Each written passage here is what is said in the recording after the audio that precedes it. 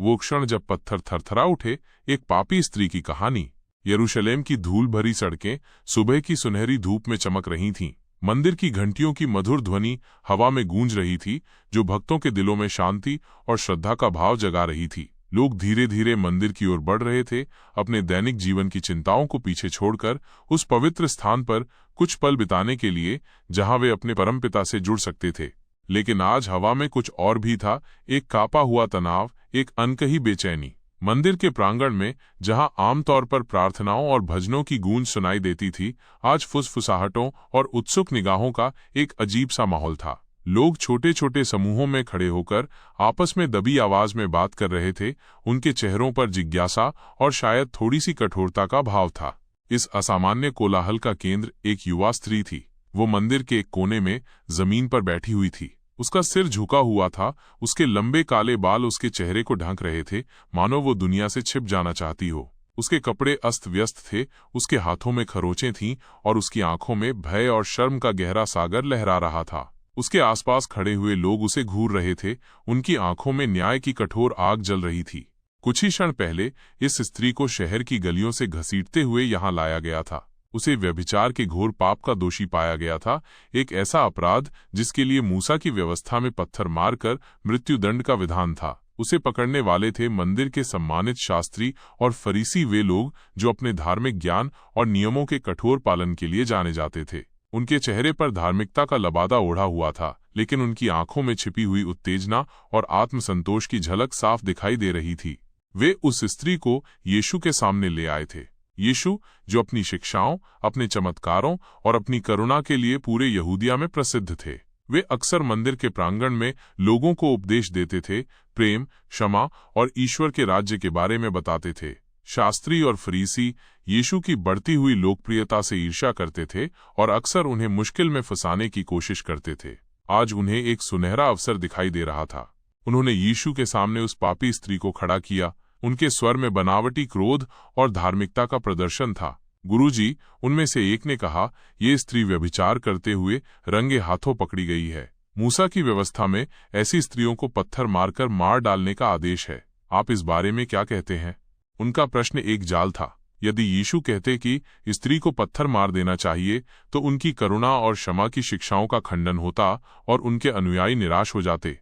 यदि वे कहते कि उसे छोड़ देना चाहिए, तो वे मूसा की व्यवस्था का उल्लंघन करते हुए दिखाई देते, जिससे उन्हें रोमियों के सामने राजद्रोह के आरोप में फंसाया जा सकता था। शास्त्री और फरीसी अपनी चाल पर मुस्कुरा रहे थे।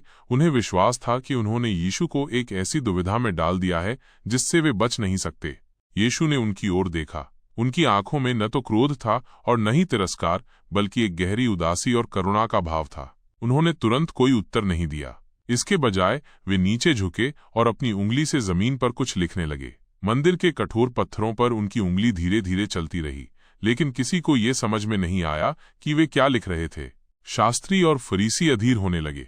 उन्हें उम्मीद थी कि यीशु तुरंत कोई फैसला सुनाएंगे, जिससे वे या तो उनकी आलोचना कर सकें या उन्हें फंसा सकें। जब यीशु ने लिखना बंद नहीं किया, तो उन्होंने दोबारा पूछा। इस बार उनके स्वर में अधिक आग्रह था। गुरुजी, आपको कुछ कहना होगा। मूसा की व्यवस्था स्पष्ट है, आप क्या कहते हैं? यीशु ने धीरे से अपना सिर उठाया। उनकी निगाहें उन धार्मिक नेताओं पर टिकी थीं। उनकी आंखों में एक ऐसी शांति और अधिकार था जिसने क्षण भर के लिए उनके आत्मविश्वास को हिला दिया। उनकी आवाज शांत लेकिन दृढ़ थी जब उन्होंने कहा, तुम में से जो कोई भी पापी न हो, वो पहले इस पर पत्थर मारे। यह एक सरल वाक्य था, लेकिन इसका प्रभाव गहरा था। यीशु ने उन लोगों के हृदय पर सीधा प्रहार किया था जो न्याय करने के लिए इतने उत्सुक थे, लेकिन अपनी स्वयं की कमजोरियों और पापों को भूल गए थे। उनकी चुनौती ने उन सभी को अपनी अंतरात्मा में झांकने के लिए मजबूर कर दिया। एक अजीब सी चुप्पी छा गई। हवा में केवल मंदिर की घंटियों की दूर की आवाज सुनाई दे रही थी। शास्त्री और फरीसी एक दूसरे को देखने लगे। उनके चेहरे पर पहले का आत्मविश्वास अब संदेह और शर्म में बदल रहा था। यीशु की बात उनके दिलों में तीर की तरह चुभ गई थी। वे सभी जानते थे कि कोई भी मनुष्य पाप से मुक्त नहीं है।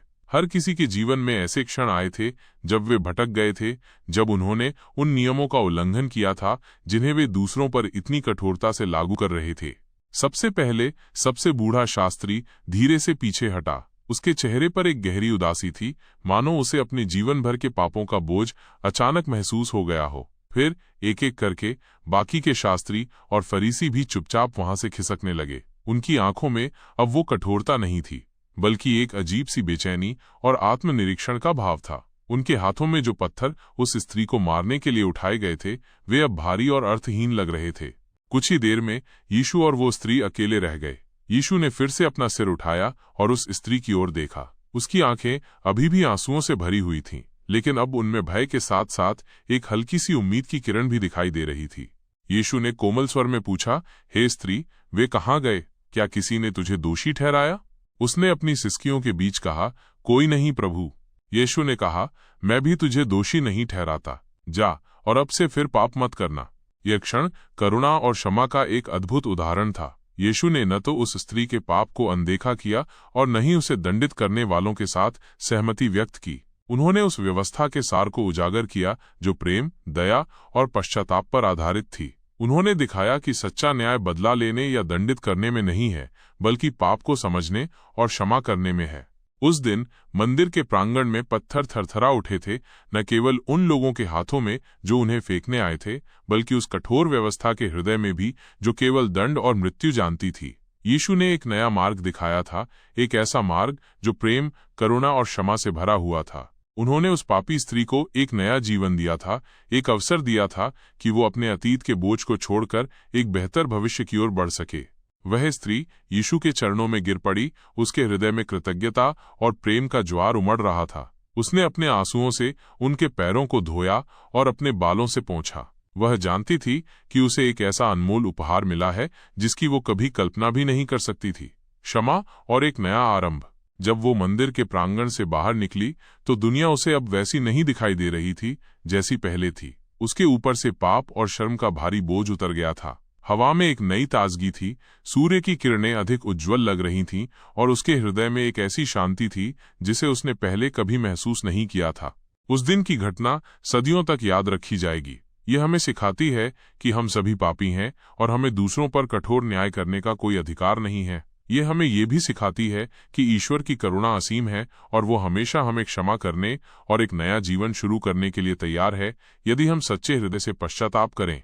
वह पापी स्त्री जिसे मृत्युदंड दिया जाना था, यीशु की करुणा से न केवल बच गई, बल्कि एक नई आशा और उद्देश्य के साथ जी उठी। उसकी कहानी हमें याद दिलाती है कि प्रेम और क्षमा सबसे शक्तिशाली हथियार हैं जो न केवल व्यक्तियों को बदल सकते हैं, बल्कि पूरी दुनिया को भी बदल सकते हैं। और उस दिन यरूशलेम के मंदिर में पत्थरों के बीच भी करुणा का एक नया बीज बोया गया था, जो समय के साथ प्रेम और क्षमा के एक विशाल वृक्ष के रूप में विकसित हुआ।